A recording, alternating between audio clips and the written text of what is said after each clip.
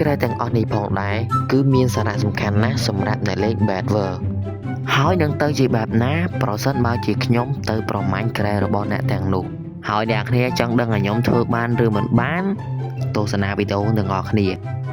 តែចប់សិនអ្នកគ្នាកុំភ្លេចជួយចុច Subscribe ឲ្យ Like ផងបាទហ្នឹងហើយឥឡូវយើងទៅកាន់វីដេអូទាំងអស់គ្នាចូលមកដល់ហ្គេមទី1ហ្គេមមុនហ្នឹងអត់មានអីត្រូវធ្វើច្រើនទេអ្នកគ្នាដំបូងអញ្ចឹងយើងត្រូវការយកដែកបន្ទាប់មកយើងយកដែកយើងមកទិញប្លុកមកដើម្បីយកប្លុកតដើម្បីយកដែកប៉ុណ្ណឹងអ្នកគ្នាដើម្បីយកមកអាប់ម៉ាស៊ីនយកឲ្យបានកាន់តែខ្លាំងឲ្យបានកាន់តែច្រើនអញ្ចឹងណា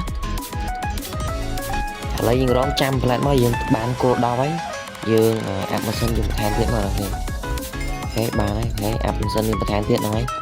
ហើយឥឡូវយើងមានជាមួយនឹង Emerald 4ឥឡូវយើងយកមកអាប់ម៉ាស៊ីនយើងបន្ថែមទៀតឥឡូវយើងត្រូវការទិញប្រដាប់ប្រដាមួយចំនួនមកដើម្បីយកទៅវាយក្រែគេឥឡូវយើងត្រូវការតប្លុកមក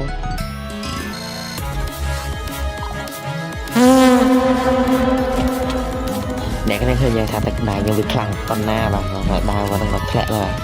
ប៉ុន្តែឥឡូវយើងកុំចុះចាញ់បាទយើងមកម្ដងទៀតបាទ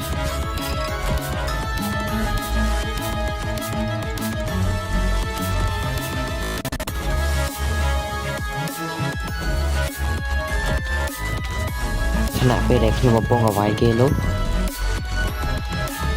អ្នកទាំងអស់គ្នាបានឃើញស្រាប់ហើយការកែរបស់ខ្ញុំត្រូវបានកំទេចបាត់ទៅហើយដូច្នេះកាលណាបើខ្ញុំដើរធ្លាក់ឬក៏ត្រូវបាននរណាគេសម្លាប់ខ្ញុំនឹងត្រូវបានចាញ់តែម្ដងហើយពេលនោះផងដែរ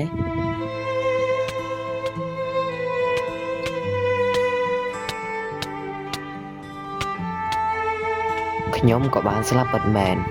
ដូច្នេះគោលដៅដែលខ្ញុំចង់កំទេចក្រែគេគឺត្រូវបានបរាជ័យបាត់ទៅហើយ